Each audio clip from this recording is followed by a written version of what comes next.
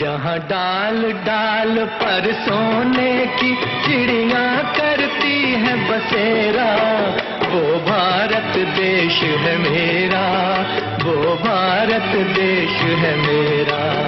जहाँ डाल डाल पर सोने की चिड़िया करती है बसेरा, वो भारत देश है मेरा, वो भारत देश है मेरा। जहाँ सत्य अहिंसा और धर्म का पग पग लगता डेरा, वो भारत देश है मेरा, वो भारत देश है मेरा। जय भारत, जय भारत, जय भारत, जय भारत।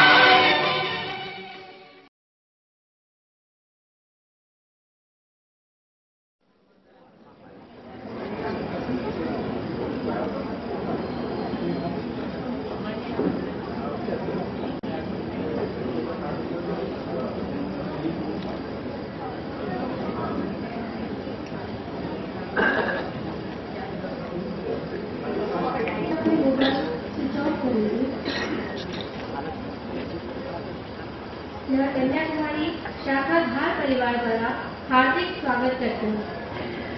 आप सभी ने हमारा निमंत्रण स्वीकार कर यहाँ उपस्थित होकर हम सभी कार्यकर्ताओं का जो उत्साहवर्धन किया है, उसके लिए आप सभी का हार्दिक अभिनंदन। आज हम सभी यहाँ स्वामी जी का जन्मदिवस मनाने के लिए एकत्रित हुए हैं। यह परंपरा धार नगर में 35 वर्षों से व्याख्यानमाला के रूप में चली आ रही है। आज हमारे लिए अति हर्ष का विषय यह है कि हमारे बीच विवेकानंद केंद्र के प्राण संगठक व विवेकानंद इंटरनेशनल फाउंडेशन के सचिव माननीय मुकुल जी कानेटकर उपस्थित है। मैं उनका भी धारनगर की ओर से हार्दिक अभिनंदन करती हूँ। कार्यक्रम की शुरुआत करते हुए मैं माननीय मुकुल जी से निवेदन करूंगी कि वे आज प्रदीप प्रज्वलित कर मंच पर अपना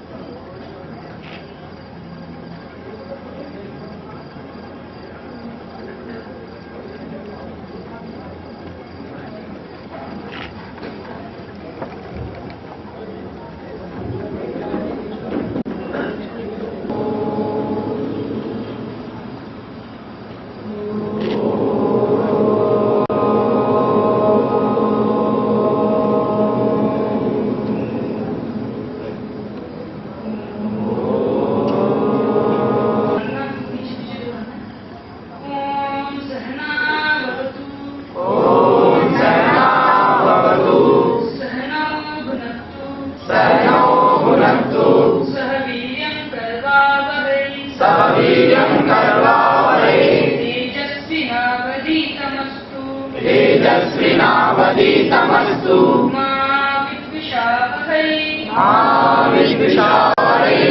ओम शांति शांति शांति। केवल 4 मिनट है दोहराई पंक्ति को एक साथ लेना। नव चैतन्य हिलोरे लेता जागृति है तरुणाई, हिंदू राष्ट्र निज दिव्य रूप में उठा पुकारे अंगड़ाई, जागृति है तरुणाई। नव चैतन्य हिलोरे लेता जागृति है तरुणाई। मुट्ठी भर आक्रांताओं ने अनगिन अत्याचार किए, आत्मशून्य दिग्भ्रमित हमी ने उन्हें कई उपहार दिए। विदेशियों की चाल न समझे, लड़े मरे भाई भाई, जागृति है तरुणाई। नव चैतन्य हिलोरे लेता जागृति है तरुणाई। जाति भाषा वर्ग भिन्न अन्यथा है कितने मिथ्याभिमान। क्षेत्र क्षेत्र के स्वार्थ उभारे ले अपनी अपनी पहचान। राष्ट्रभाव का करे जागरण पाठ चलेंगे सबकाई। जाग उठी है तरुणाई नव चैतन्य हिलोरे लेता। जाग उठी है तरुणाई हिंदू राष्ट्र निज दिव्य रूप में उठा पुनारे अंगड़ाई। जाग उठी है तरुणाई विविध पंथ मत दर्शन अपने भेद नहीं वैशिष्ट हमारा। एक अभेद अखंड संस्कृति की बहती अमृत धारा। सत्य सनातन धर्म निष्ठित शुभ मंगल बेलाई। जाग उठी है तरुणाई नव चैतन्य हिलोरे लेता। जाग उठी है तरुणाई हिंदू राष्ट्र निज दिव्य रूप में उठा पुनारे अंगड़ाई। जाग उठी है तरुणाई ध्येय समर्पित जीवन अपना ईश्वर प्रतिज्ञा दोहराई। एक एक को हृदय लगाकर भारत की जगत प्रतिष्ठा यज्ञ पताका लहराई। जाग उठी है तरुणाई नव चैतन्य हिलोरे लेता। जाग उठी है तरुणाई हिंदू राष्ट्र निज दिव्य रूप में उठा पुनारे अंगड़ाई। जाग उठी है तरुणाई नव चैतन्य। जाग उठी है तरुणाई।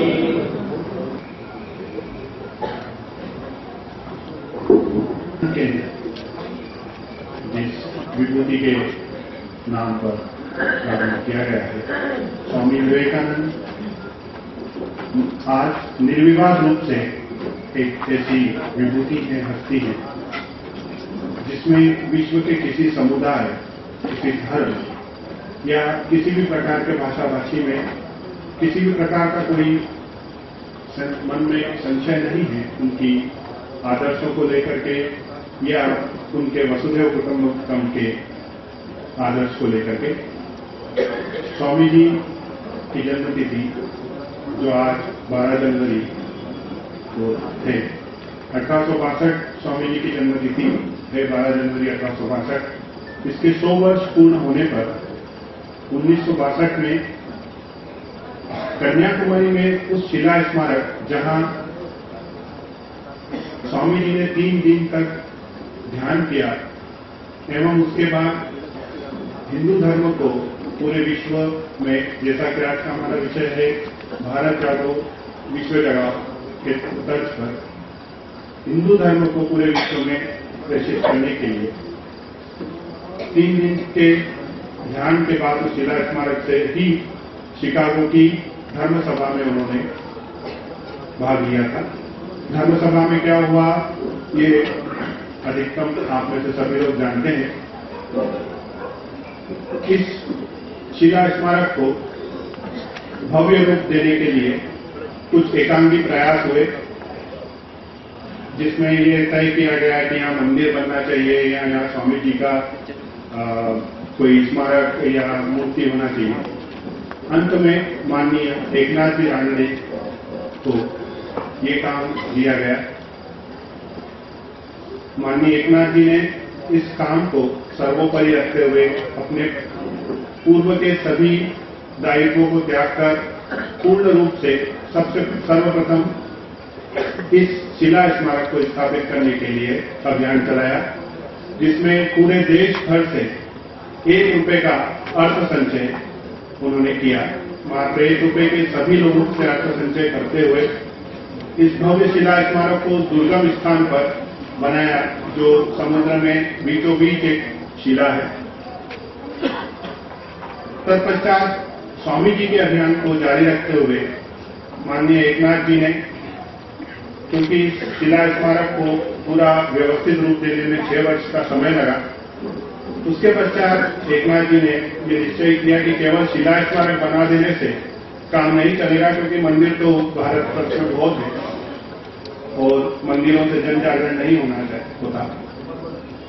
एकनाथ जी ने फिर विवेकानंद केंद्र कन्याकुमारी की स्थापना की, जिसके अंतर्गत ऐसे युवा, जो स्वामी जी का कथन था कि मुझे सहस्त्र युवा यानी 100 युवा प्रदान कर दिए जाए तो मैं भारत की तस्वीर बदल दूंगा।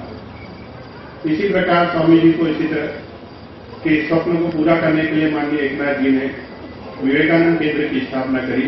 वर्तमान में 260 शाखाओं में केंद्र के पूर्णकालिक एवं अन्य कार्यकर्ता, स्थानीय कार्यकर्ता हो, छात्रवृत्ति के कार्यकर्ता हो, शिक्षावृत्ति कार्यकर्ता हो, ये सब अपना कार्य कर रहे हैं। जो केंद्र पद्धति एकनाथ जी ने स्वामी जी के आदर्शों को लेकर के स्थापित करी, उसी के अंतर्गत विवेकानंद केंद्र आज आप लोगों के सामने एक अध्यात्म प्रेरित संस्थान के रूप में कार्य कर रहा है। केंद्र का सर्वोत्तम जो मिशन है वो यही है कि हिंदू संस्कृति या भारतीय संस्कृति को पुनः युवाओं के मन में जीवित करना, युवाओं की ताकत को एकत्रित करके भारत को पुनः विश्व के ज्ञान गुरु के रूप में स्थापित करना। केंद्र में विभिन्न प्रकार से संस्कार वर्ग, स्वाध्याय वर्ग एवं योग वर्ग के माध्यम से केंद्र के विवेकानंद जी के आदर्शों को जन जन तक पहुंचाया जाता है। संस्कार वर्ग, योग वर्ग एवं स्वाध्याय वर्ग किस प्रकार से होते हैं, इसकी विस्तृत जानकारी हम कल के व्याख्यान में आप लोगों के समक्ष प्रस्तुत करेंगे, जिसमें धार एवं केंद्र के अन्य धार जैसी शाखाएं किस प्रकार कार्य करती हैं, ये आपको विस्तृत जानकारी दी है। धन्यवाद।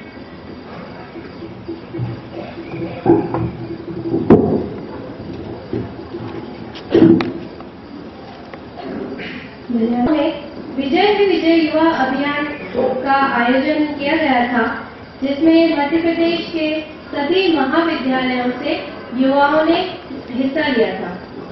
धार जिले में सर्वाधिक युवा शासकीय पॉलिटेक्निक कॉलेज से सम्मिलित हुए। मैं पॉलिटेक्निक कॉलेज के प्राचार्य श्री शशांक तिलवलकर जी से निवेदन करूंगी कि वे आज मुख्य अतिथि द्वारा स्मृति चिन्ह प्राप्त करें।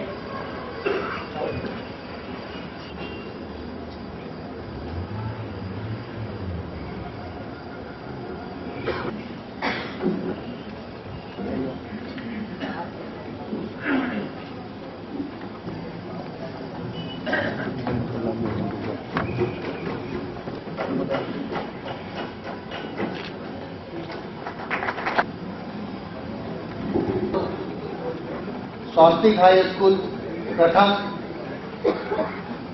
नितेश पिता मदन लाल शर्मा, रामकृष्ण विद्या मंदिर द्वितीय, बाल वर्ग कुमारी अपूर्वा सक्सेना, पिता श्री राजेश सक्सेना, केंद्रीय विद्यालय प्रथम, कुमारी आयुषी राजेंद्र राठौर, केंद्रीय विद्यालय द्वितीय। प्रोत्साहन पुरस्कार भी रखे गए थे इसी के दौरान, दोनों वर्ग में 5-5। किशोर वर्ग स्नेहा कमाल, स्वास्तिक हाई स्कूल, कुमारी ज्योति कलेर, सरस्वती ज्ञान मंदिर, नदीम खान पिता महमूद खान, उत्कृष्ट विद्यालय, बबलू मेड़ा पिता रतनलाल मेड़ा, उत्कृष्ट विद्यालय, कुमारी संगीता सेंदल, पिता हुकुम सिंह सेंदल, उत्कृष्ट विद्यालय। बाल वर्ग शुभम गहलोत, पिता BL Gehlot, Saint Teresa high secondary school, Vaishali Kundor, Dhar public school, Kumari Payal Goyal, पिता Narendra Goyal, Aroma public school, Kanishtha Fatima, Mahavir Jain विद्यालय, कुसुम जाट, पिता नेपाल सिंह जाट, रामकृष्ण विद्या मंदिर, अनिरुद्ध पिता Anil Tiwari, saint George school. एक विशेष प्रोत्साहन पुरस्कार भी है कुमारी निवेदिता जोशी, केंद्रीय विद्यालय। और आध्यात्मिक दृष्टि से तो भारत मजबूत है ही। हमारे बीच माननीय मुकुल जी उपस्थित हैं। मैं मुकुल जी के परिचय के लिए बलराम भैया को आमंत्रित करूंगी। वे आए व भैया से हम सभी को परिचित कराएं।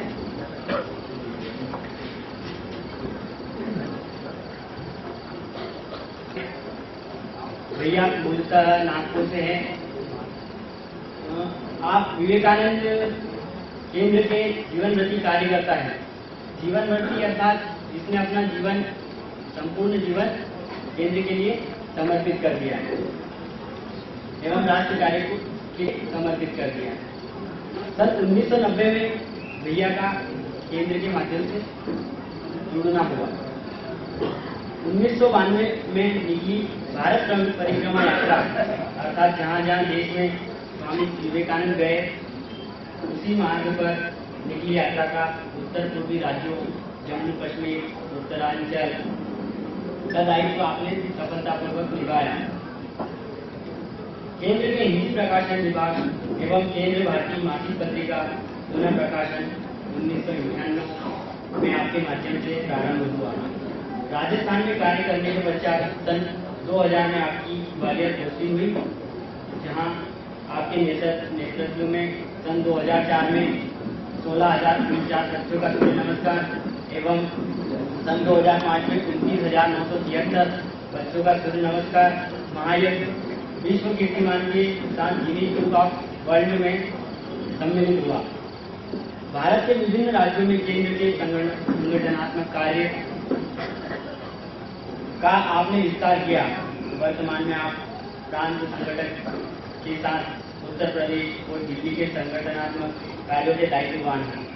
आप दिल्ली में केंद्र के प्रकल्प विवेकानंद इंटरनेशनल फाउंडेशन में भी सचिव के रूप में मदद थे। आप एक अच्छे लेखक भी हैं। आपने बच्चों के लिए परीक्षा दे हंसते हंसते लिखी मुख्य प्रश्न के नियमित लेखक हैं। आप प्रखर ओजस्वी वक्ता तथा युवाओं के प्रेरणा स्रोत हैं।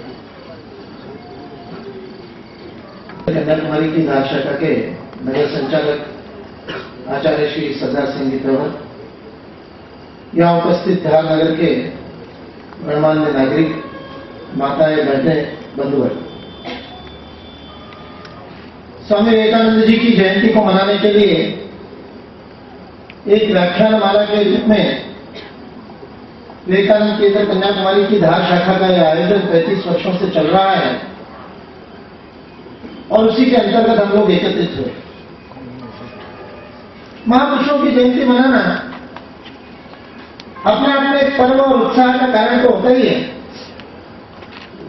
लेकिन उससे अधिक गहरे अर्थ इन जयंती को मनाने के पीछे होते हैं। वैसे तो हमारी संस्कृति में प्रत्येक बात के पीछे ही गहन आध्यात्मिक अर्थ दिया है। हम प्रतिदिन पूजा करते हैं, ईश्वर की आराधना करते, भक्ति करते। उस पूजा का भी अर्थ बड़ा गहरा है।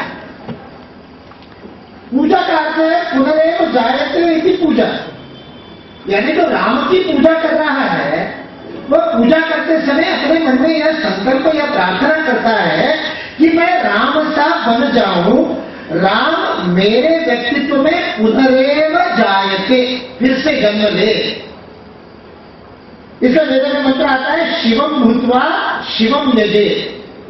शिव बन करके ही शिव की पूजा की जा सकती है।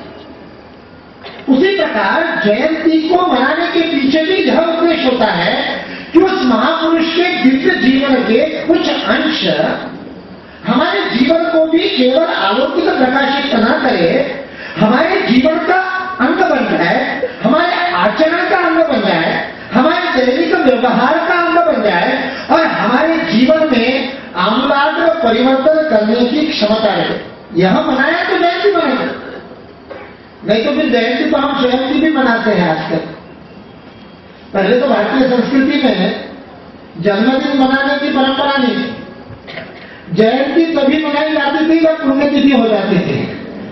पुण्यतिथि होने से पहले जयंती नहीं मनाई जाती थी। जीवित मनुष्य का जन्मदिन मनाने की परंपरा भारत में नहीं है, क्योंकि हम तो प्रतिदिन ही त्रयंबकम यजामहे का पाठ करने वाले लोग हैं, मृत्यु को साथ में लेकर के जीने वाले लोग हैं। इसलिए मृत्यु को प्रत्येक क्षण जो संस्कृति अपने जीवन में याद रख के स्मरण करके कार्य करती है, वह संस्कृति महामृत्यु मंत्र वाली संस्कृति है।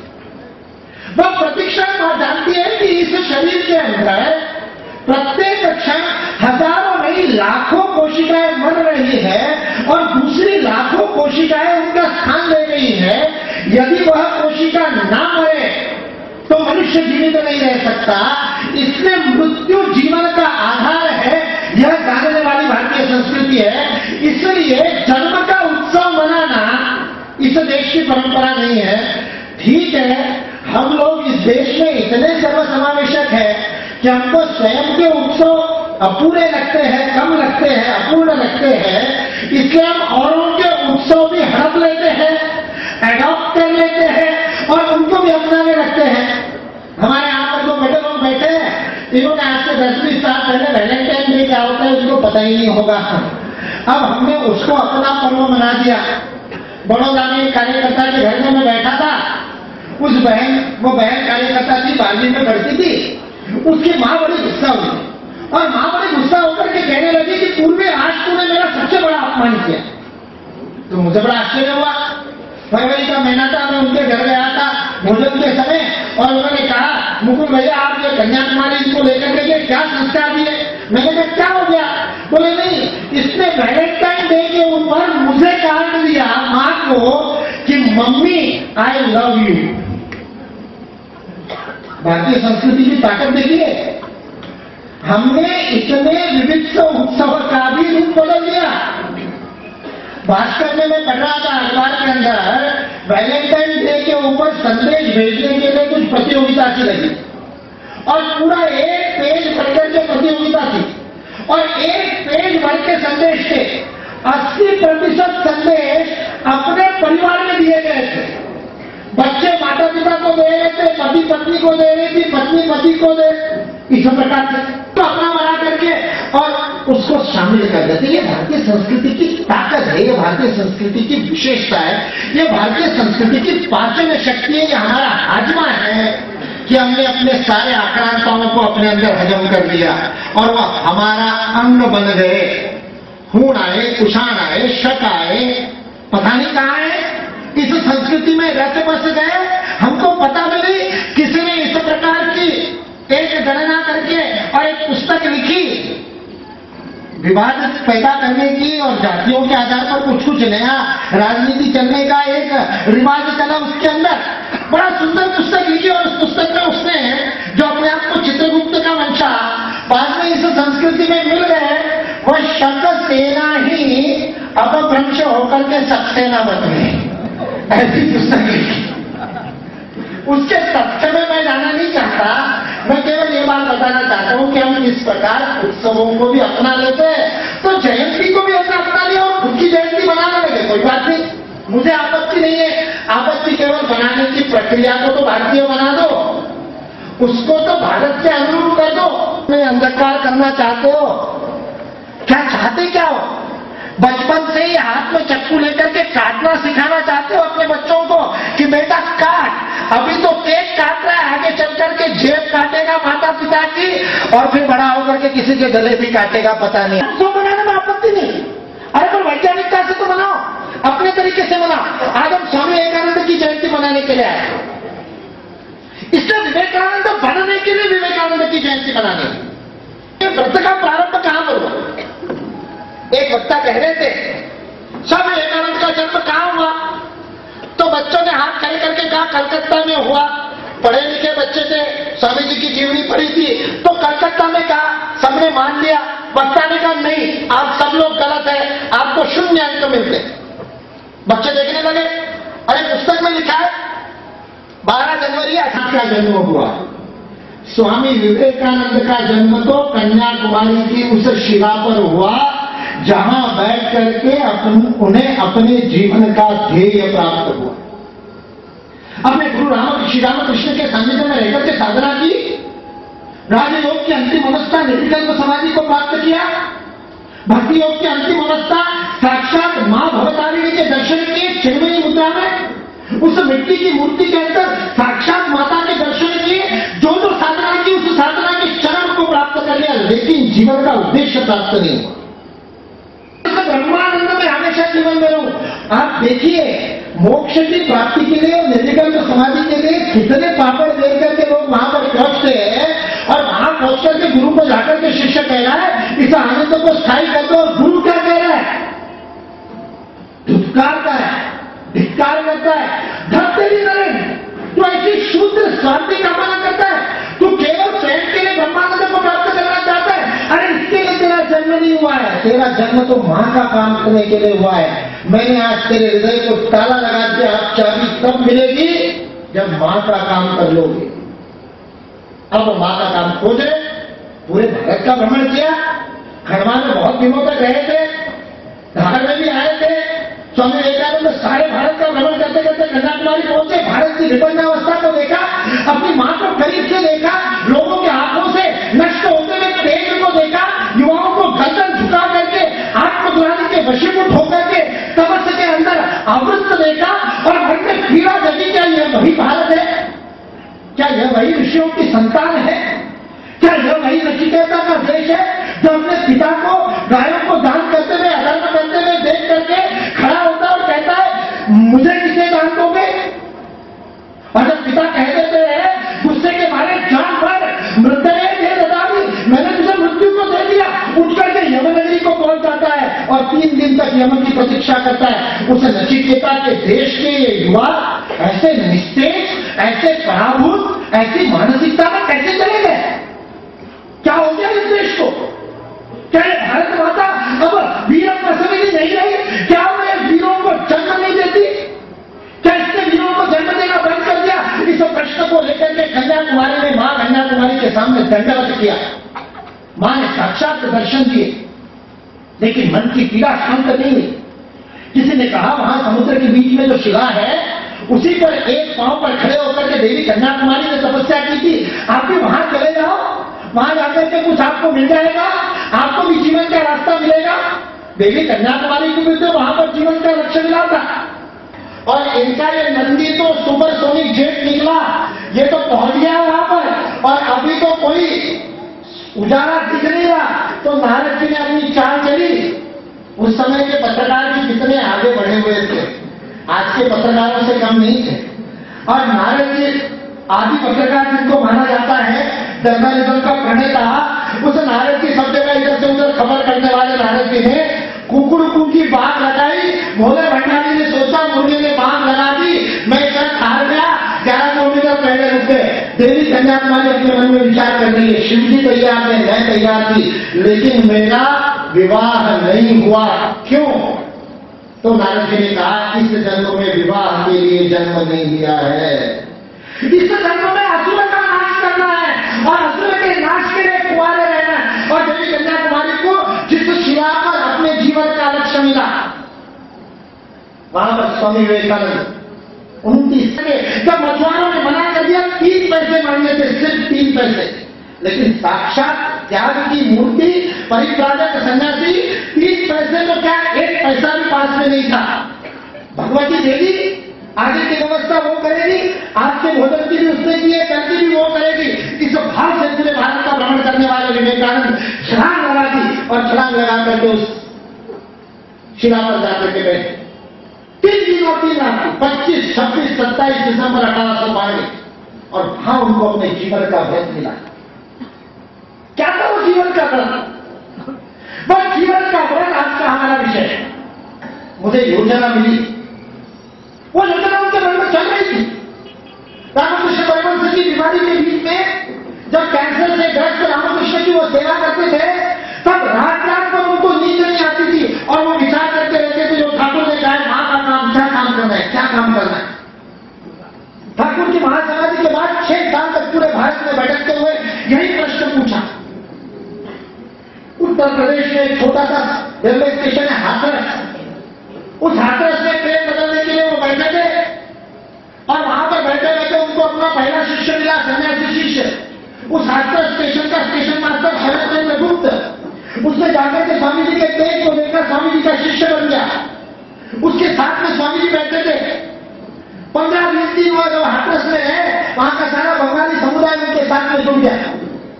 उस समय वो सदानंद भारत में जो स्वामी सदानंद बने, वो शरद चंद्र गुप्ता अपने अनुभवों में लिखते हैं, अपने संस्मरणों में लिखते हैं कि उस समय मैं देखता था बार बार स्वामी जी किसी विचार में खो जाते थे, विचारबंद हो जाते थे। ऐसा लगता था कि कोई पीड़ा उनको अंदर से कष्ट दे रही। वो सदानंद स्वामी जी को पूछता है, स्वामी जी आपके मन में क्या कष्ट है, क्या दुख है? आप तो कॉपी न बनते हैं, आप तो ऐसे सन्यासी हैं जिसने सब कुछ छोड़ दिया, ऐसे वैरागी को क्या कष्ट होगा? और स्वामी विवेकानंद ने कहा दर्शन करना है। विश्व की मानवता ताई मची हुई है, अपने स्वस्वरूप को वो जानती नहीं, अपने आत्मस्वरूप को भूल गई है। भारत का अध्यात्म ही विश्व का मार्गदर्शन कर सकता है। भारत को उठ करके खड़ा होना पड़ेगा और अपने अध्यात्म से सारे विश्व को पादाक्रांत करना पड़ेगा। ये शब्द है, सदानंद शब्द प्रयोग करता है, कॉन्क्वेस्ट।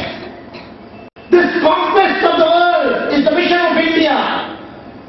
विश्व का विजय करना यह भारत का व्रत है और भारत को अपने व्रत के प्रति जागृत करना मेरे जीवन का व्रत है। ऐसा मेरे गुरु ने मुझे कहा था, लेकिन मैं अपने आप को उस व्रत के लिए सक्षम नहीं पाता हूं। धुंधला सा चित्र दिख रहा।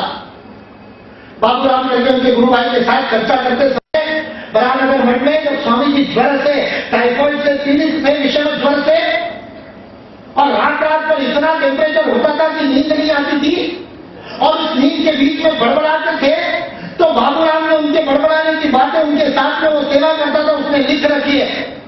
उस बड़बड़ाने में उनके अंदर से बात निकलती थी, भारत को जागना होगा, भारत को विश्व को जगाना होगा, भारत को विश्व की मानवता का दिग्दर्शन करना होगा। और यह पहली बार नहीं था, इस देश ने सदियों से ये काम किया है।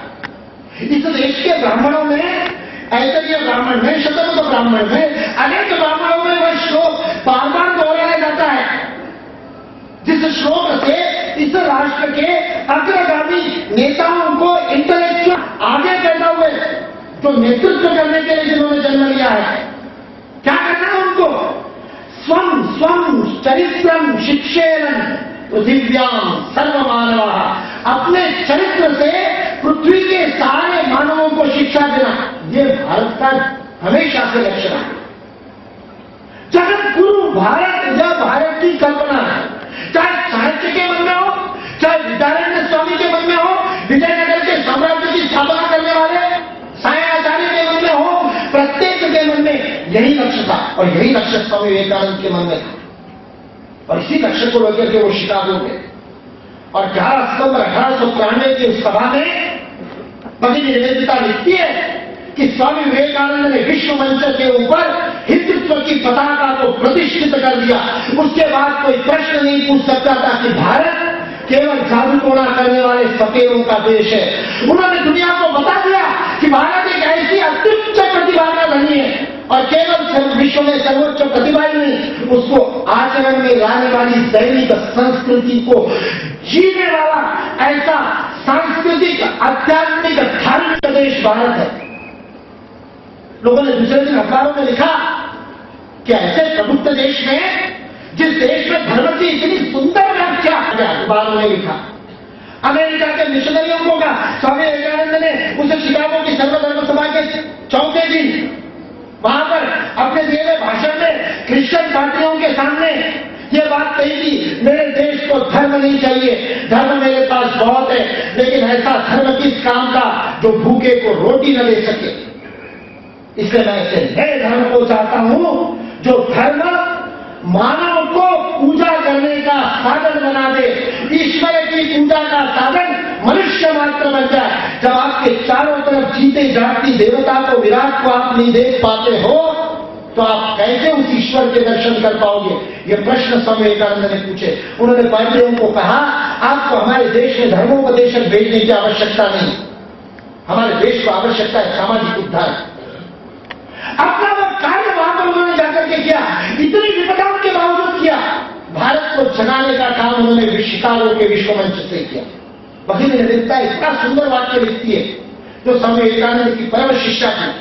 स्वामी विवेकानंद जी से अनेक वार्तालाप उसके हुए। वह स्वामी जी को पूछती है, शिकागो की धर्म सभा की परिणति क्या? आश्चर्य लगेगा, वहां तो सारी दुनिया ने स्वामी जी को सर पे बिठा लिया था। अमेरिका के लोग उनके पीछे भक्त हो गए थे। अमेरिका का अमीर से अमीर आदमी स्वामी विवेकानंद को अपने घर बुला करके भोजन कराना चाहता था। उस समय का अमेरिका का सबसे अमीर आदमी यानी विश्व का अमीर आदमी रॉकफेलर स्वामी जी को आकर के ब्लैंक चेक देता है और कहता है now you can thank me, और स्वामी विवेकानंद उसको उल्टा उत्तर देते, it is you who should thank me. धन्यवाद तो तुमको देना चाहिए कि मैंने तुमको अवसर दिया कि पाप धो अपने। ऐसा विश्व के चरम पर बैठा हुआ आदमी शिकागो की रात को जिस घर में वो रुके थे उसके बरामदे में खड़े होकर के शिकागो के नगर की चकाचौंध को देखने के बाद उनके मन में आता है, क्या बात आती है? ये बात नहीं आती कि मैं यहां रुक जाऊं, लोग मुझे कितना प्रेम दे रहे, मैं विश्व का सम्राट बन गया, अनविशिष्ट। सारे लोग प्रिंस कहने लगे थे। बोस्टन ने शिकागो रिव्यू ने, बोस्टन रिव्यू ने, शिकागो ट्रिब्यून ने दूसरे दिन छापा तो प्रिंस हैज कम। धार्मिक रूप से एक सम्राट आ गया है। लेकिन स्वामी विवेकानंद वहां खड़े होकर के शिकागो की चकाचौंध और रोशनी को देख करके क्या विचार करते हैं? उनके मन में व्यक्ति की याद थी। प्रत्येक घर में जहां पर स्वामी जी गए उन लोगों ने अपनी डायरी में लिखा है, ये कैसा सन्यासी है, मानो रात भर सोता ही नहीं, सुबह देखो तो इसका बिस्तर वैसे ही रहता है जैसे ये सोया ना हो, कभी कभी सो जाता है तो तकिया जीवा मिलता है, करता क्या? रात भर रोते थे। एक दिन जब मिसेस ओलीवुड उनके कमरे में गई और देखा कि कौन रो रहा है तो स्वामी विवेकानंद स्वयं रो रहे। मां ने पूछा क्या हुआ, और स्वामी विवेकानंद कहने लगे, मां तुमने इतना अच्छा मखमल का गद्दा मुझे दिया, लेकिन यहां मुझे नींद नहीं आती, यहां सोता हूं तो मुझे मेरे वो करोड़ों करोड़ भारतवासी भाई बहन याद आते हैं जिनको सोने के लिए ऐसा रहता तो क्या तुमों की शैया नहीं, मां धरती को बिछा करके सोते, आसमान की चादर ओढ़ते। उन मेरे गरीब भाइयों को याद करके मैं रो रहा हूं। यहां के धर्म का भी कोई अर्थ नहीं। इसलिए आज स्वामी विवेकानंद जी उस जीवन व्रत को हमको अपने जीवन में धारण करने की आवश्यकता है। यह विवेकानंद की जयंती बनाने का पर्व है। इसलिए इस विषय पर आज के परिवेश में चिंतन करने की आवश्यकता है। शिकागो में स्वामी जी ने जो काम किया उस काम को आज पुनः अपने तरीके से, आज के युगानुकूल तरीके से करने की आवश्यकता है। और उसके लिए आपको आज की वैश्विक परिस्थिति देखनी पड़ेगी। कहां पहुंचा हुआ है ये देश? 1991 में इस देश में ग्लोबलाइजेशन का, भूमंडलीकरण का नारा लगा, उदारवाद की बात चली और उसके बाद आर्थिक बयार रही और हमने सोचा कि अब हम दुनिया के सबसे अमीर देश बनने के लिए फिर से अग्रसर हो रहे। फिर से, पहली बार नहीं, सदियों से ये देश दुनिया का नंबर बन रहा है आर्थिक रूप से, बिना किसी का शोषण किए। विश्व की सबसे बड़ी संपत्ति का उत्पादन भारत ने किया है। ऑयल प्रोड्यूसिंग कंट्रीज जो अरब देश है, उन अरब देशों का जो इकोनॉमिक एडवाइजर है, जिसका पिछले साल जून में देहांत हुआ, एंगस मेडिसन, उस एंगस मेडिसन ने किताब लिखी विश्व का आर्थिक इतिहास। उस आर्थिक इतिहास में वो लिखता है 17वीं शताब्दी के अंत तक, 18वीं शताब्दी के प्रारंभ में, सन 1700 तक सारे विश्व की जीडीपी का, सकल उत्पादन का 23% हिस्सा भारत का था। भारत दुनिया का नंबर 1। 14वीं शताब्दी तक इस देश के 66% दुनिया की संपत्ति, 66%, 2/3 दुनिया की संपत्ति भारत में पैदा होती थी 14वीं शताब्दी तक। वास्को डी गामा आया और उसने लूटना शुरू किया। उससे पहले भी कई और लूट के चले गए, उसके बावजूद इस देश ने पैदा किया, इतना धन पैदा किया। इसलिए आज धन पैदा कर रहे हैं, कोई बड़ी बात नहीं। रशिया के पतन के बाद में सारे विश्व ने कहा कि कम्युनिज्म चला गया, अब तो एक कैपिटलिज्म बचा है, सारी दुनिया के बीच अंधाधुंध भाग गई। आज 20 साल बाद कहां पर हम पहुंचे हैं? 2 दशक ही तो हुए, 90 का दशक और इस 21वीं शताब्दी का पहला दशक, 2 दशकों में सारे विश्व की स्थिति क्या हो गई? ग्लोबलाइजेशन के नाम पर, भूमंडलीकरण के नाम पर हम विकास का भूमंडलीकरण तो नहीं कर पाए, सारी दुनिया से भूखमरी तो नहीं मिटा पाए, सारी दुनिया से गरीबी तो नहीं मिटा पाए, लेकिन नोबेल पुरस्कार विजेता एक अर्थशास्त्री के शब्दों में इतनी सुंदर बात उसने कही। वो कहता है ग्लोबलाइजेशन के नाम पर, भूमंडलीकरण के नाम पर हमने 3 चीजों का ग्लोबलाइजेशन कर दिया। 3 बातें आज ग्लोबल हो गई। वो कहता है पहली बात, ग्लोबल टेररिज्म, आतंकवाद जागतिक हो गया। पहले दुनिया के कुछ ही देशों में होता था, आज दुनिया का कोई देश अपने आप को सुरक्षित नहीं कर सकता। उससे अगर दूसरी बात जो हमने ग्लोबल की, वो है ग्लोबल वार्मिंग, पर्यावरण का विनाश हमने ग्लोबल कर दिया, सारी दुनिया में पर्यावरण का विनाश कर दिया। और तीसरी बात वो कहता है ग्लोबलाइजेशन से विकास का तो ग्लोबलाइजेशन नहीं हुआ, किंतु मंदी का, रेसेशन का, आर्थिक विनाश का ग्लोबलाइजेशन जरूर हो गया। दुनिया के सारे देश कर्ज में डूब गए। दुनिया का सबसे अमीर कहलाने वाला अमेरिका, आज उसके ऊपर जो कर्जा है, सितंबर 2010 में जो आंकड़े अमेरिका के रेवेन्यू डिपार्टमेंट ने दिए थे, उन आंकड़ों के अनुसार अमेरिका के ऊपर $13 ट्रिलियन। अब एक ट्रिलियन के आंकड़े में आपको समझाता रहूं तो उसकी आवश्यकता नहीं, केवल इतनी बात स्पष्ट है कि सारी दुनिया में प्रतिवर्ष जो संपत्ति पैदा होती है, वो संपत्ति होती है 6 ट्रिलियन। 6 ट्रिलियन सारी दुनिया का जीडीपी है, 6 ट्रिलियन। सारी दुनिया अपनी सारी संपत्ति अमेरिका को दे दे तो भी 3 साल में अमेरिका का कर्जा नहीं वापस कर सकते। इतना कर्जा आज की स्थिति में अमेरिका के ऊपर। ग्लेशियर पिघल रहे हैं, पानी बढ़ रहा है, कितने द्वीप समूह डूब गए पता नहीं। आतंकवाद कहां पर अपने पर खोलेगा कोई कह नहीं सकता। वाराणसी में गंगा के किनारे और आरती करते हुए लोग भी सुरक्षित नहीं है, कहीं पर कोई सुरक्षित नहीं। कोई नहीं कह सकता कि इस नगरी में हम सुरक्षित यहां पर बैठे। ऐसी स्थिति बन गई। और केवल भारत में नहीं, यूरोप में, अमेरिका में, सारी दुनिया में यह स्थिति हाहाकार आतंक का बनी। इसका उत्तर कौन देगा, इसका समाधान कौन देगा? तो वही अर्थशास्त्री कहता है इसका समाधान केवल पूरब में मिल सकता है। The east can only give the solution. और पूरब है वो कहता है भारत और चीन। और उसमें भी वो कहता है सांस्कृतिक रूप से भारत अधिक संपन्न होने के नाते सारे विश्व को रास्ता दिखाने का काम केवल और केवल भारत कर सकता है। सन 2000 में नई सहस्त्राब्दी का स्वागत करते समय अमेरिका के जर्मनी में राजदूत, उन्होंने अमेरिका के राजदूत के रूप में जर्मन चांसलर हेलमेट कोल को अपने जब पेपर्स दिए, उस सेरेमनी में जब वो शपथ ले रहे थे, उस उत्सव में उन्होंने कहा 21वीं शताब्दी पूर्व की शताब्दी है, आने वाले समय में महाशक्ति के रूप में उभरने के अवसर 2 देशों के बाद है। सन 2000 में वो कहता व्यक्ति, अमेरिका का जर्मनी में राजदूत, कोई लेना देना नहीं भारत से, लेकिन वो कहता भारत और चीन विश्व की उभरती हुई महाशक्तियां। ओबामा ने आकर के कह दिया नवंबर में, भारत उभरती हुई महाशक्ति नहीं, भारत महाशक्ति बन चुका। वो आकर के हमको बता, सारा विश्व हमारे तरफ देखा।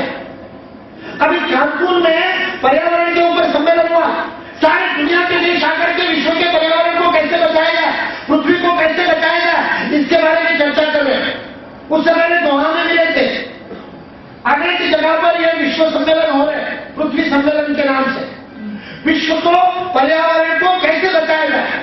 आपको पता है उस सम्मेलन का थीम वाक्य क्या था, ब्रीद वाक्य, क्या विचार लेकर के वो सम्मेलन बने थे?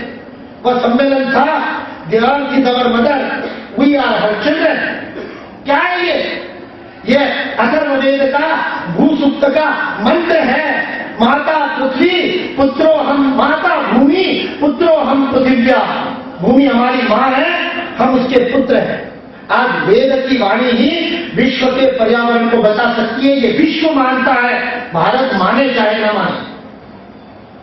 इसलिए विश्व का मार्गदर्शन करने का गुरुत्तरदायित्व, विश्व की मानवता को अपने विनाश से बचाने का महत्वपूर्ण दायित्व इस 21वीं शताब्दी में भारत के ऊपर है। लेकिन क्या भारत उसके लिए तैयार है? इसलिए आज का विषय कहता है भारत जागो। किस भारत को जगाने की बात हो रही? इस देश के अंदर जब हम सारे विश्व के सिरमौर बनने जा रहे हैं, दुनिया आकर के हमको कह रही आप हमसे अधिक अच्छे हो। पिछले साल में अमेरिका का राष्ट्रपति अमेरिका की सारी यूनिवर्सिटीज में जाकर के कहता रहा, अरे बच्चों, ये भारतीय आकर के तुम्हारी नौकरियां खा जाएंगे। अरे पढ़ाई करो, पढ़ाई करो, पढ़ाई करो, नहीं तो भारतीय आकर के तुमको परास्त कर देंगे। और भारत पिछली बार संसद चली नहीं तो वो बिल पास हो जाता। मानसून सत्र में तो वो बिल आ ही गया था और राज्यसभा में शायद उसके ऊपर चर्चा भी प्रारंभ हो गई। हम विश्व के विश्वविद्यालयों को, फॉरेन यूनिवर्सिटीज को पढ़ाने के लिए भारत में बुलाना चाहते हैं। ओबामा सेंट जेवियर स्कूल में मुंबई में कहता है वो दिन दूर नहीं जब तक्षशिला और नालंदा के समान दुनिया के सारे छात्र आकर के भारत में पढ़ाई करेंगे। ओबामा कह रहा है दुनिया आकर के भारत में पढ़ेगी। भारत की संसद कह रही है हम पढ़ा नहीं सकते। विश्व के फॉरेन विश्वविद्यालय, फॉरेन यूनिवर्सिटीज भारत में आनी चाहिए। मुझे कोई आपत्ति नहीं। मुझे उस बिल से केवल एकमात्र आपत्ति है, उसकी भाषा गुलामों की भाषा। उस बिल की भाषा में हम ये लिख रहे कि जो फॉरेन यूनिवर्सिटीज आएगी वो हमको कुछ देने वाली है, इसलिए उनके लिए जो नियम बनाएंगे उसमें हमने हमारा स्टैंडर्ड नहीं रखा, हमारा स्तर नहीं रखा। हम उनके स्तर की शिक्षा, जो शिक्षा वो अपने देश में देते हैं उसी स्तर की शिक्षा वो भारत में दे, ऐसा उस बिल में लिखा। और वो स्तर क्या है वो ओबामा बता रहा है आपको। स्टैनफोर्ड में जाकर के, हार्वर्ड में जाकर के ओबामा बोल रहा है कि आपका स्तर गिर रहा है, आपके यहां पढ़ाई होती नहीं। बैंगलोर के लोग आकर के और आईआईटी के, आईआईएम के लोग आकर के आपकी नौकरियां ले रहे, ये उसके शब्द है। हार्वर्ड यूनिवर्सिटी में जाकर के भारत का नाम लेने की क्या आवश्यकता ओबामा को? और हमारे देश में हम बिल लिख रहे, बना रहे, उस विधेयक में हम शब्दावली प्रयोग कर रहे कि हार्वर्ड अपने देश में जो स्टैंडर्ड रखता है वही स्टैंडर्ड भारत। अरे आप ये क्यों नहीं लिखते कि आप हमारे देश में आओगे तो हमारे देश के जो सर्वोच्च तकनीकी संस्थान है उसके स्तर की शिक्षा आपको इस देश में देनी हो। ये इसलिए नहीं लिखते क्योंकि हमारे नेतृत्व के अंदर, हमारे पॉलिसी मेकर्स के अंदर, और मैं केवल राजनीतिक नेतृत्व की बात नहीं कर रहा, वो बिल तो कोई नेता ने नहीं लिखा होगा, कुछ आईएएस ऑफिसर ने लिखा होगा, उनके नीचे काम करने वाले अधिकारियों ने लिखा होगा जो इस देश की शिक्षा पद्धति से निकले। और इस देश की शिक्षा पद्धति से निकलने के बाद इस देश के बारे में स्वाभिमान से शून्य है। भारत के बारे में ना उनके मन में कोई गर्व है, ना स्वाभिमान है, ना प्रेम है। इससे इस प्रकार की गुलामों की भाषा इस देश में 62 वर्षों के बाद जब ये देश सारी दुनिया का सिरमौर बनने जा रहा है तब भी लिखी था। इस भारत को जगाना होगा, इस भारत को उठ खड़ा करना होगा। 26 जनवरी 1897 1897 स्वामी विवेकानंद रामेश्वरम में भारत की भूमि पर प्रवेश करते हैं। सारी दुनिया के अंदर भारतीय संस्कृति का परचम फैलाने के बाद लंदन के अंदर वो रहे, लोग आकर के उनके चरणों में बैठते थे और भारतीय धर्म के, हिंदू धर्म के और भारतीय संस्कृति के तत्वों को सीखते थे। तब भारत गणतंत्र था, उसके बावजूद सीना तान करके सारी दुनिया का दौरा करके आए थे। एक दिग्विजयी सन्यासी के रूप में विश्व विजय करके लौटे थे। और रामेश्वरम में समुद्र के किनारे पर जब वो उतरे, समूचा रामेश्वरम उनके स्वागत के लिए आ पड़ा। खुद रामनाथ के राजा सेतुपति सोने से बंधा हुआ रथ लेकर के आए थे। लोगों ने रथ के घोड़े छोड़ दिए कि हम अपने हाथों से विवेकानंद जी का रथ खोजेंगे। ये हमारा दिग्विजयी सन्यासी विश्व पर विजय करके आया है, हम अपने हाथों से इसका रथ खींचेंगे। लाखों लोग किनारे पर और विवेकानंद जी उतरते हैं स्वामी जी, और पहला काम क्या करते हैं? वहां रेत में बैठते हैं, मां को स्पर्श करते हैं, कहते मां, हे मेरी भारत मां, मैं कितने वर्षों से तुझसे दूर रहा, न जाने कितने कलंक मेरी आत्मा पर लगे होंगे, आज तेरे स्पर्श से मैं पुनः पावन हुआ, पुनीत हुआ। माटी को उठा करके अपने सिर पे लगाते हैं, सारे शरीर के अंदर उस माटी को लगाते, और जैसे बेटा अपनी मां के गोद में लेटता है, लोटपोट होता है, भारत माता की गोद में लोटपोट होते हैं। इसे कहते हैं भारत प्रेम। सामने सब लोग स्वागत करने के लिए, कोई मन में विचार नहीं, अपनी मां दिख गई, मां को गले लगाया, और उसके बाद वो रामेश्वरम में उन्होंने जो भाषण दिया है, उस भाषण का प्रारंभ अद्भुत है। आज 113 वर्षों के बाद भी वो शब्द ऐसे ही गुंजायमान होते हैं, ऐसे ही सत्य रखते हैं। स्वामी विवेकानंद के वो शब्द थे, सुदीर्घ रजनी अब समाप्त प्राय हो गई है, लंबी काली रात बीत चुकी, अब सूर्य उदित हो रहा है, ये मेरी सोई हुई भारत मां अब जाग करके खड़ी हो गई है।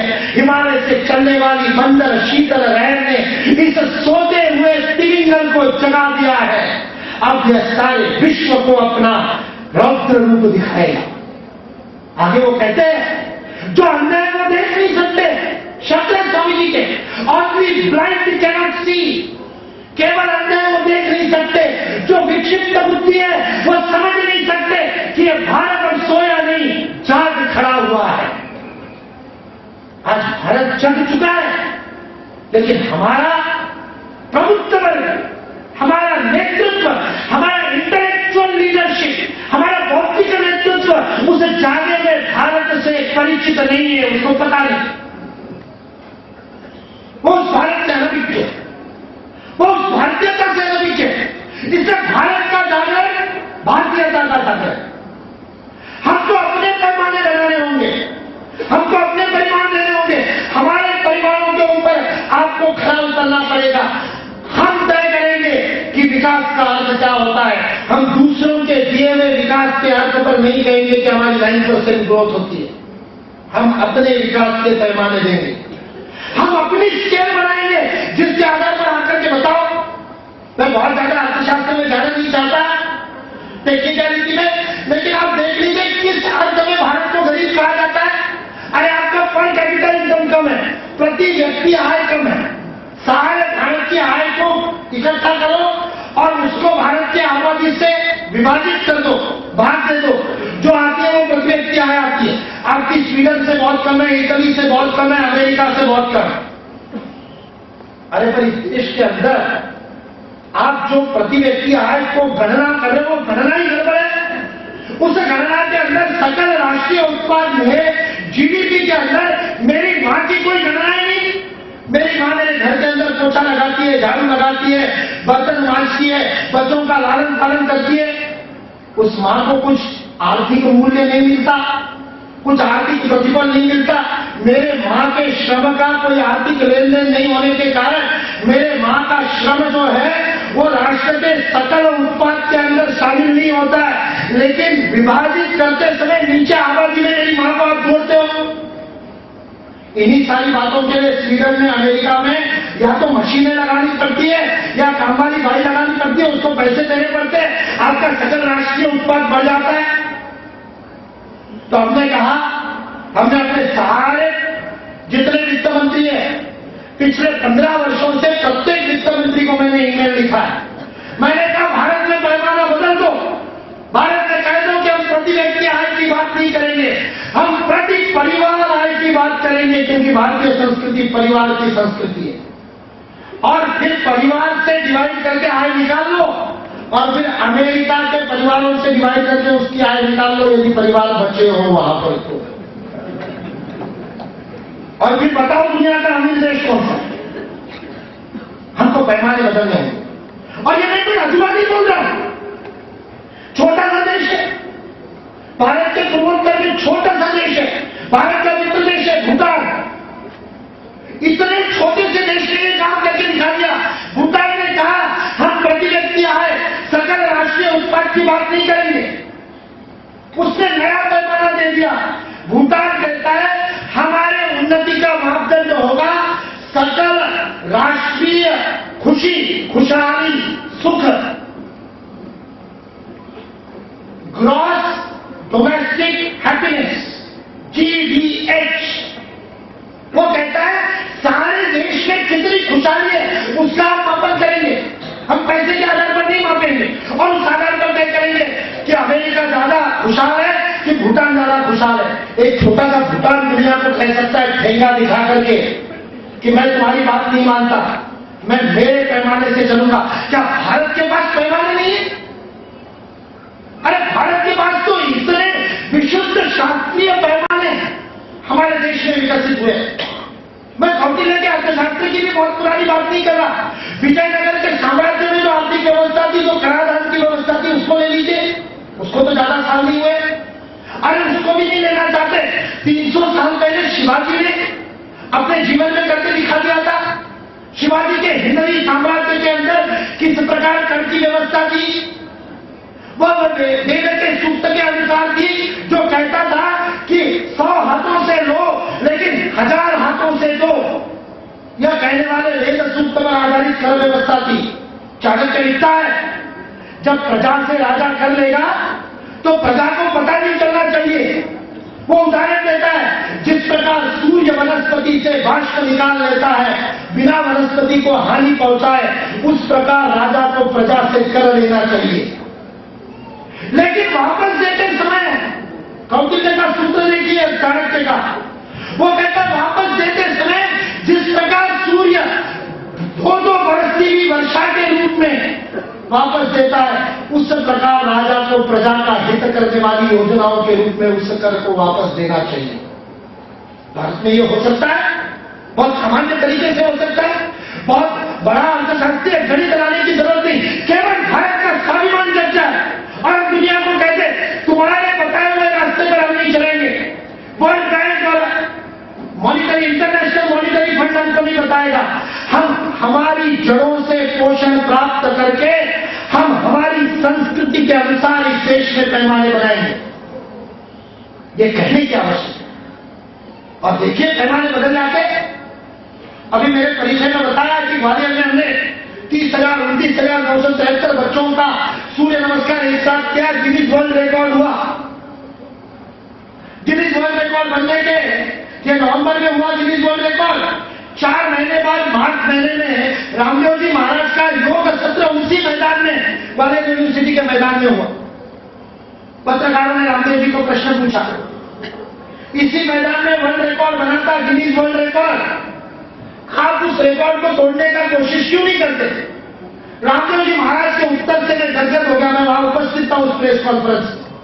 ये मैं बात कह रहा जो रामदेव जी महाराज ने उस दिन थी।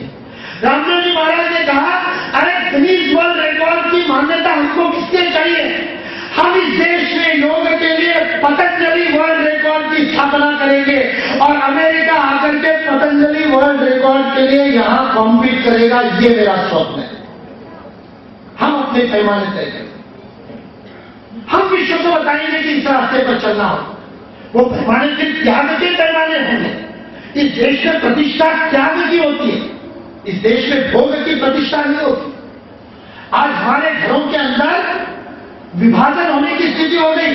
हमारा परिवार बिखर रहा है क्योंकि हमने त्याग को छोड़ करके भोग को आधार मान दिया, क्योंकि हम पाश्चात्य संस्कृति के मापदंडों पर अपने आप को विकसित दिखाना चाहते हैं, विकसित होना नहीं चाहते। इस देश में दिखाने पर नहीं, होने पर बल दिया गया था, दिखावा नहीं।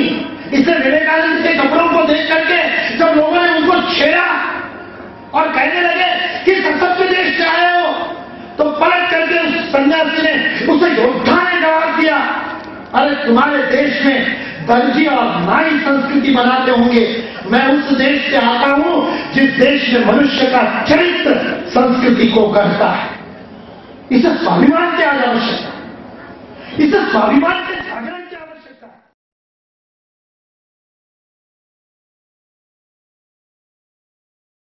उनके मुंह के ऊपर दरवाजे बंद किए गए थे 3 महीने शिकागो की धर्मसभा से पहले जब वो रहते थे।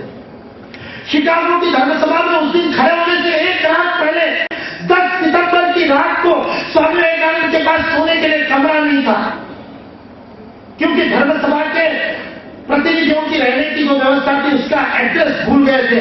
अमेरिका में जिसको भी एड्रेस पूछते वो गाली देता, you black, you native, you nigger, you dog, कुत्ते काले, गेट आउट। और सारे दिन भर ऐसी प्रताड़ना झेल करके रात को रेलवे स्टेशन पर वापस आए। पार्सल की खोपों के बीच में 10 सितंबर की रात विवेकानंद ने बिताई थी। 11 सितंबर की भली सुबह उठकर के निकले, 3 दिन से पेट में अन्न नहीं, भूखे, कपड़े बदलने के लिए जगह नहीं, नहाने के लिए जगह नहीं। इस प्रकार से उस अमेरिका में भटक रहे, कोई रास्ता नहीं बता रहा, थक करके फुटपाथ पर बैठ गए। भगवती तेरी जो इच्छा होगी वो होगा।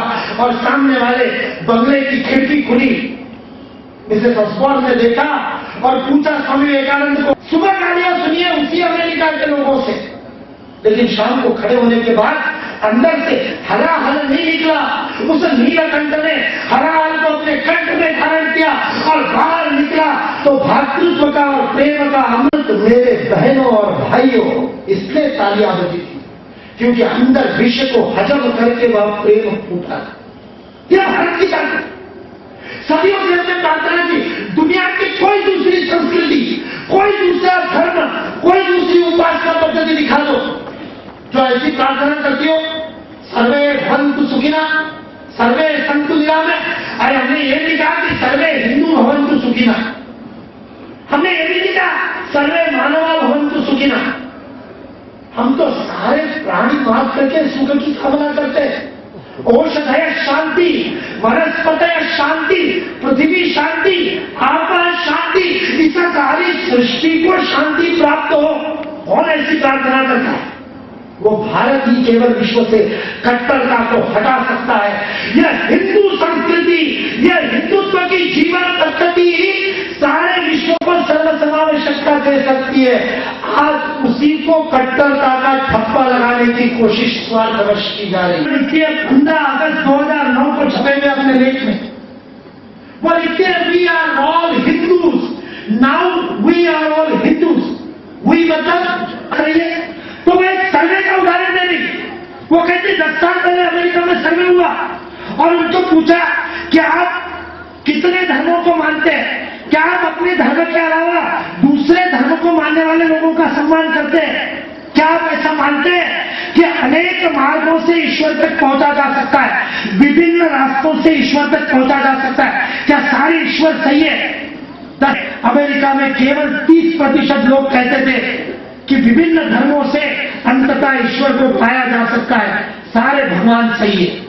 वो कहती है 2009 में 66% तो इसलिए ईश्वरवाद से उपनिषद अंत में बताता है, इसलिए सारे जगत ही ईश्वर से भरा हुआ, इसलिए दूसरों को दे करके फिर ही वो करो, अन्यथा तुम्हारी दृष्टि गिद्ध के समान हो जाएगी जो केवल मरे हुए का भक्षण करते, तुम गिद्ध बन जाओगे। उपनिषद कहता है, भगवत गीता कहती है मुंचनते त्वघं पापा, अरे तुम अपना स्वयं का पाप खाते हो यदि बिना यज्ञ किए, बिना दूसरे को दिए आप अपने जीवन में प्राशन करते हो। आज विश्व के रिसेशन को दूर करने के लिए, सच्चे आर्थिक विकास के लिए इस भारतीय संस्कृति पर आधारित इकोनॉमिक्स की आवश्यकता है। मैं रिस्क लेने की तैयारी के साथ कहना चाहता हूं, लोग चाहे जो ठप्पा लगा दे, गेरुआ तो पहन ही रखा है मैंने आज, इससे चाहे जो कह दे, लेकिन मैं कह सकता हूं आज विश्व को हिंदू इकोनॉमिक्स की आवश्यकता है, सनातन तत्वों पर आधारित इकोनॉमिक्स की आवश्यकता है। पर्यावरण की रक्षा के लिए इस देश की मां जो बच्चे को उठने से पहले सिखाती है, समुद्र वसने देवी पर्वत स्तन मंडले, अरे सारी पृथ्वी विष्णु की पत्नी है, भगवान की तुम्हारी मां है, इसलिए अब तू बिस्तर से उठ करके अपनी लात उसको मारेगा, पैर रखेगा तो पहले क्षमा मांग, पाद स्पर्शम क्षमस्व में, पैर का स्पर्श मुझे क्षमा करो मां। जिस देश में यह संवेदना हो मां के प्रति, उसमें पर्यावरण का विनाश कैसे हो सकता है? इससे विश्व के नंबर 1 बने लेकिन पर्यावरण का विनाश नहीं जंगलों का नाश नहीं हुआ, नदियों का नाश नहीं हुआ। हम नदियों के ऊपर बांध बना करके इलेक्ट्रिसिटी पैदा नहीं कर सकते, बड़े बड़े बांध बना करके। उत्तराखंड में 200 बांध बना करके गंगा के धारा को रोकने की साजिश इस देश में हो रही है। जिस गंगा को आप मां कहते हो, उस गंगा के अंदर 3 तो बन गए और बन जाएंगे। तो आज ही देवप्रयाग के बाद गंगा की धारा ऐसी लगती है कि कोई नाला बह रहा हो। ये 200 बांध बन जाएंगे तो गंगा कहां जाएगी? विकास की धारा बदलनी पड़ेगी और यह भारत जगेगा तब विश्व का जागरण होगा। आज स्वामी विवेकानंद का जन्मदिन है। हम जब अपना जन्मदिन मनाते हैं तो सारे बच्चों को, आजकल तो बड़ों को भी जन्मदिन के दिन सबसे ज्यादा प्रतीक्षा होती है। तो वो प्रतीक्षा होती है किससे क्या तोहफा मिला, क्या उपहार। जितना बड़ा उपहार देगा वो उतना करीबी मित्र है ना, ये गणित। आज स्वामी विवेकानंद का प्रतिनिधि बनकर के उनके हैप्पी बर्थडे पे, उनके जन्मदिन पे मैं आपसे स्वामी विवेकानंद के लिए उपहार मांगने के लिए खड़ा हूं। क्या दोगे आप स्वामी विवेकानंद? क्या उनकी दोगे? जिस भारत को उन्होंने इतना प्रेम किया, जिस भारत के लिए वो जिए, उस भारत के भविष्य के परिवर्तन का दिन आ जाए। सदियों से लोगों ने अपने आप को खपा दिया। आज यहां खड़े होकर के मुझे प्रेमगिरी के काका की याद आती है, जिन्होंने चंदन की तरह अपने को घिस दिया। ऐसे कितने लोग भारत माता की सेवा करते करते करते करते खुद को खपा गए। इसी सपने के साथ मेरे जीते जी नहीं तो आगे आने वाली पीढ़ी के सामने यह भारत पुनः जगत गुरु बन जाएगा, अपने सिंहासन पर आसीन होगा। हम सौभाग्यवशाली हैं, हमारी आंखों के सामने हमारे जीते जी, संत तुकाराम के शब्दों में कहा जाए तो याची देही याची दोआ। इसी शरीर में, इन्हीं आंखों से हम हमारी भारत माता को पुनः विश्वगुरु के रूप में स्थापित होते हुए, प्रतिष्ठित होते हुए देखने का सौभाग्य पा रहे हैं। क्या दोगे? यज्ञ की ज्वाला धधक रही है, वह आहुति मांगती है।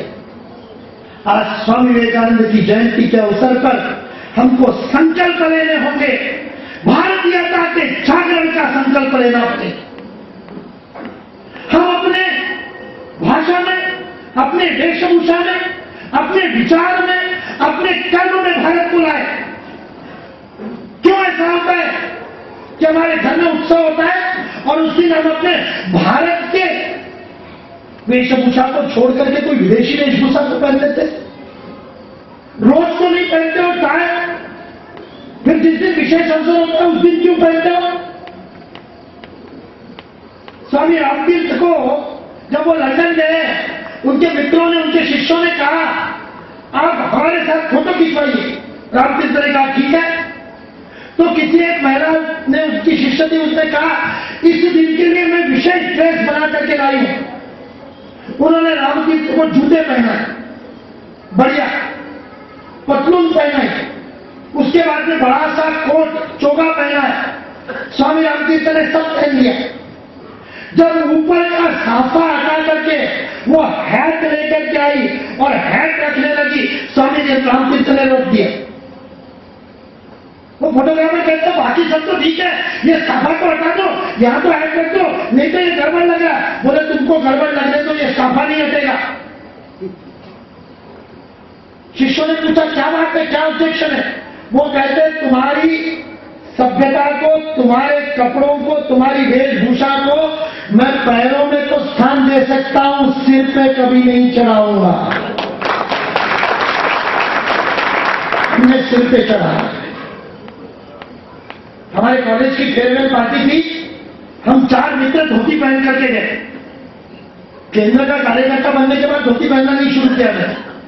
लॉ कॉलेज में पढ़ते समय धोती पहन करके गए। हम कॉलेज में सबसे प्रचारित चौकड़ी हो गए।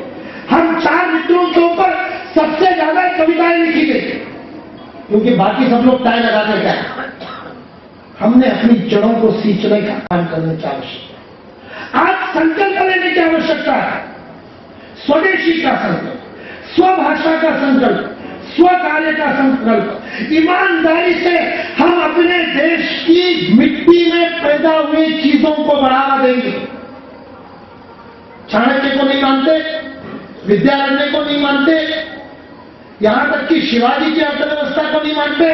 अरे आज से ठीक 100 साल पहले 1911 में महात्मा गांधी ने हिंद स्वराज लिखी थी, उसको भूल गए? उस हिंद स्वराज में भी तो यही सारी बातें लिखी थी। वो तो स्वदेशी के जनक थे, स्वदेशी के पुरोधा थे, स्वदेशी को सारी दुनिया में लेकर के गए। क्या आज हम स्वदेशी को छोड़ देंगे? गांधी जी का केवल नाम लेंगे और 2 अक्टूबर को उनके फूल चढ़ा देंगे और अपनी राजनीति को चलाने के लिए खादी पहन लेंगे, लेकिन गांधी जी की बातों पर नहीं चलेंगे? इसलिए स्वदेशी, स्वभाषा, सारे विश्व के मनोवैज्ञानिक, सारे विश्व के शिक्षाविद कह रहे हैं प्राइमरी शिक्षा अपनी मातृभाषा में ही होनी चाहिए। इस देश का नॉलेज कमीशन कहता है, 2004 में नॉलेज कमीशन के पहले रिकमेंडेशन 2005 में गठित हुआ, 2006 में पहले रिकमेंडेशन दिए। पहले रिकमेंडेशन में नॉलेज कमीशन कहता है कि पूरे भारत में प्राइमरी से अंग्रेजी की शिक्षा अनिवार्य कर देनी चाहिए। ये इस देश के स्वप्न है। सारी दुनिया कह रही कि मातृभाषा में पढ़ा, और एक बार यदि मातृभाषा पढ़ ली, आयु के 12 वर्ष तक यदि आप अपनी मातृभाषा में प्रवीण हो गए तो उसके बाद में आपको दुनिया की कोई भी भाषा आप सीख सकते हो।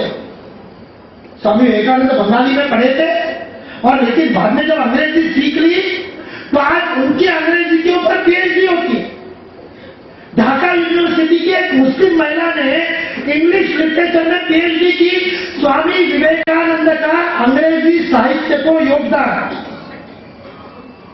स्वामी विवेकानंद फ्रेंच सीखे, 15 दिन के अंदर फ्रेंच के ऊपर उनका प्रभुत्व हो गया।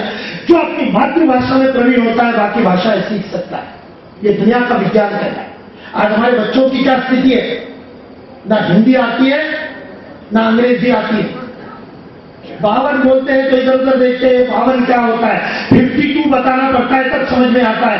ये भारत हमने बना करके रख दिया। रामचरित मानस इस देश के मानस पर राज करता है। उस रामचरित मानस की 4 चौपाइयां आपके घर के, आपके पोते और आपके बच्चे गा करके दिखा दे। और आज गा भी सकते होंगे तो क्या उनके पोते गा पाएंगे? जिस समय कंधार का ऑपरेशन हुआ उस समय जो भारतीय जवान वहां पर बातचीत करने के लिए गए थे, उनकी बात को बता करके मैं अपनी वाणी को विराम दे रहा हूं।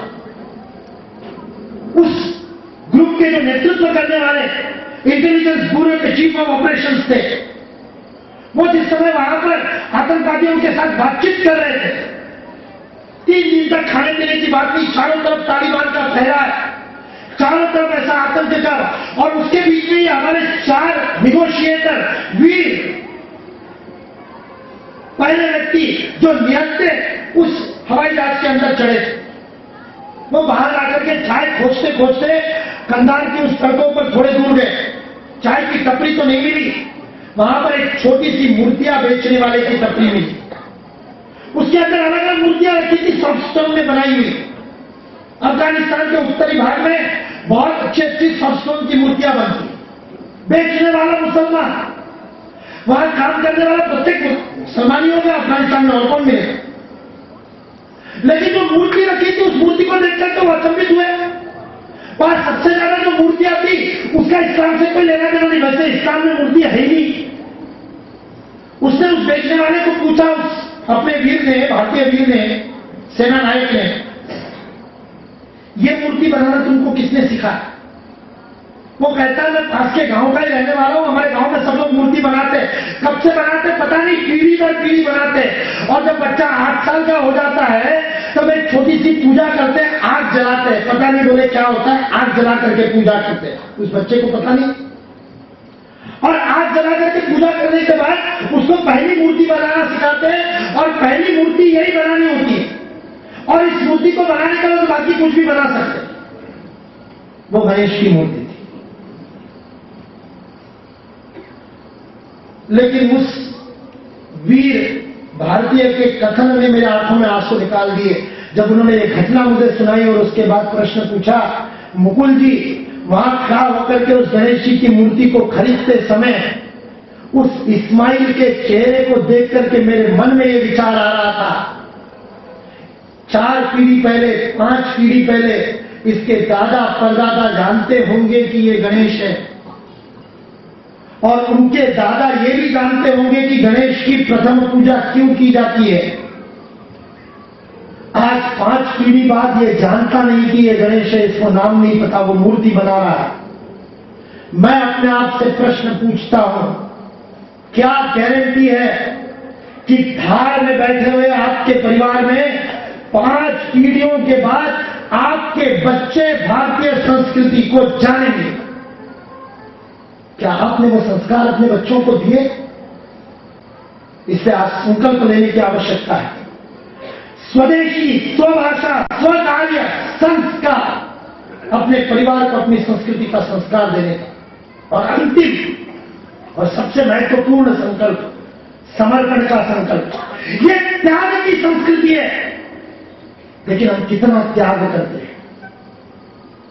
तन मन धन की बात करते हैं, लेकिन अपने आप से प्रश्न पूछे, 24 घंटे खुद के लिए जीवन जीते, परिवार के लिए जीवन जीते, अपने 24 घंटे में से कितना समय समाज और राष्ट्र के लिए देते?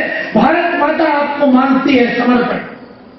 आपके 24 घंटे में से क्या आप 1 घंटा भारत माता के लिए निकाल सकते हैं? अपनी आमदनी का एक निश्चित हिस्सा क्या आप भारत माता के लिए निकाल सकते हैं? हमारे इनकम टैक्स एक्ट के अंदर एडीजी में प्रावधान है कि आप अपने आमदनी का 10% दान दे सकते हैं। जब एक चार्टर्ड अकाउंटेंट ने एक केस करने के लिए उस इनकम टैक्स एक्ट के पीछे जाकर के पूछताछ की, तब पता चला भारत का income tax act British income tax act पर बना है, वो चार्टर किस आधार पर बना? जब उसकी हिस्ट्री में जाकर के देखा तो पता चला क्योंकि बाइबल में लिखा है कि प्रत्येक व्यक्ति को अपनी आमदनी का 10% देना चाहिए। इसलिए भारत के इनकम टैक्स एक्ट में 10% की लिमिट है। उस सीए ने एक जॉइंट क्लाइंट का आईटी ट्रिब्यूनल में केस लड़ा और कहा जब आप बाइबल का 10% मान सकते हैं तो महावीर जैन ने तो सर्वस्व अर्पण करने के लिए कहा था, इसलिए मेरा क्लाइंट जितना भी दान देगा सारा का सारा एटीजी में मान्य होना चाहिए। यह त्याग की संस्कृति है। 24 घंटे में से कम 1 घंटा अपनी आमदनी में से निश्चित हिस्सा राष्ट्र के लिए निकालने की परंपरा। और तीसरा, गुरु गोविंद का अलग, मैं तो इतिहास को ऐसे ही पढ़ा करता हूं। जब मैंने गुरु गोविंद की वह कहानी पढ़ी, वह घटना प्रत्यक्ष कहानी नहीं, कि अमृतसर में बैसाखी के मेले में खड़े होकर के उस गुरु ने तलवार निकाल करके कहा, मां रक्त का अभिषेक मांगती है, कौन आगे आएगा? और पंच प्यारे आगे आए। और फिर उसने खालसा की स्थापना की। हे आर्य, हे आर्य, यदि तू खालिस हो गए, गुरु गोविंद सिंह का दुआ है, हे आर्य यदि तू खालिस है, पवित्र है हृदय तेरा, तो हस हस देश हित शीश नवाए, हस हस धर्म हित शीश नवाए।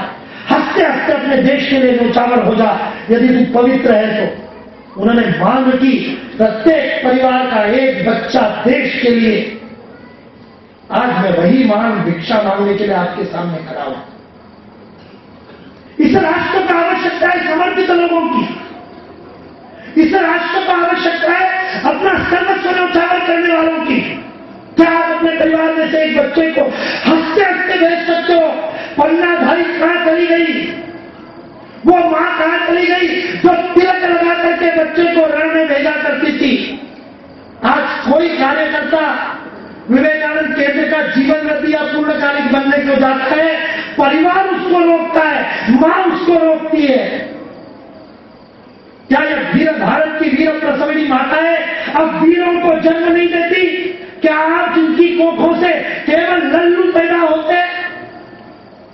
इसलिए समर्पण के संकल्प की भिक्षा मांगते हुए मैं अपनी वाणी को विराम देता हूं। स्वामी विवेकानंद की जयंती के ऊपर आज यहां से उठने से पहले अपने मन में संकल्प ले, समय दान का संकल्प, सामर्थ्य दान का संकल्प और अपने घर में से एक पुत्र को समाज के लिए देने का संकल्प। यह इस राष्ट्र की आवश्यकता है। इस आह्वान के साथ अपनी वाणी को विराम देता हूं। भारत माता की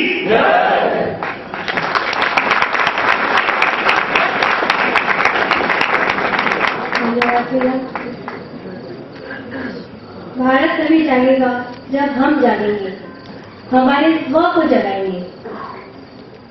भैया के सम्मान के लिए मैं धार नगर के सबसे वरिष्ठ कार्यकर्ता श्री बिंदुसार जी लाड़ से निवेदन करूंगी।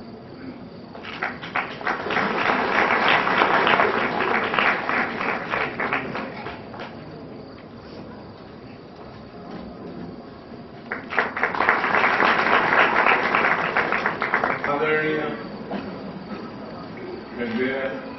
माननीय मुकुल जी एवं उपस्थित सादर आमंत्रित विद्वजन मातृशक्ति, आज व्याख्यानमाला के इस कार्यक्रम में माननीय श्री अतुल जी ने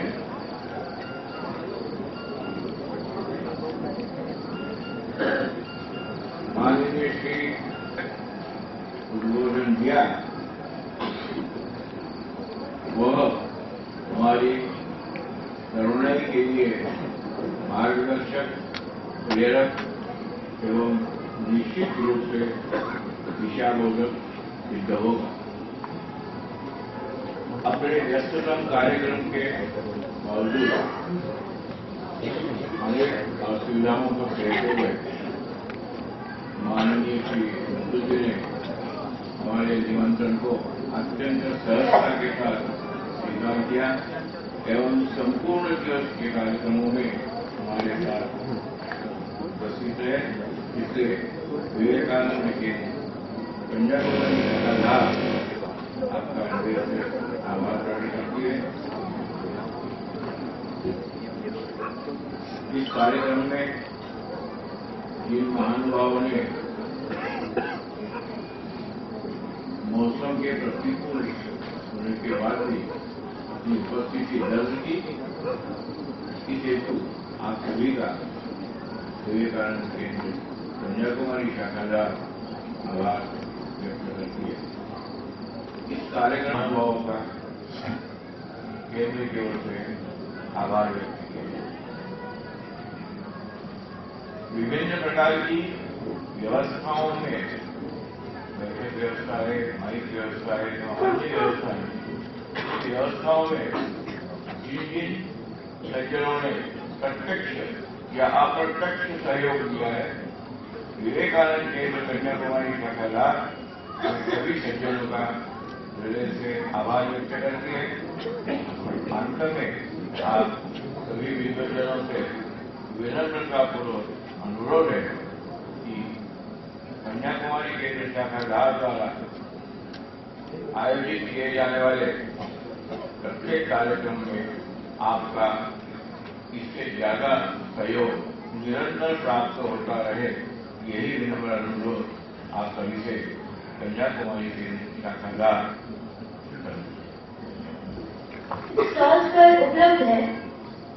कल व्याख्यानमाला के द्वितीय दिन आप सभी पुनः सादर आमंत्रित हैं। आपको जो स्लिप दी गई है उसमें आपका पूरा डिटेल और स्लिप के पीछे अपना अभिमान लिखकर एक सर्वे भवन्तु सुखिनः, सर्वे सन्तु निरामयाः, सर्वे भद्राणि पश्यन्तु, मा कश्चित् दुःखभाग् भवेत्। ॐ शान्ति शान्ति शान्तिः।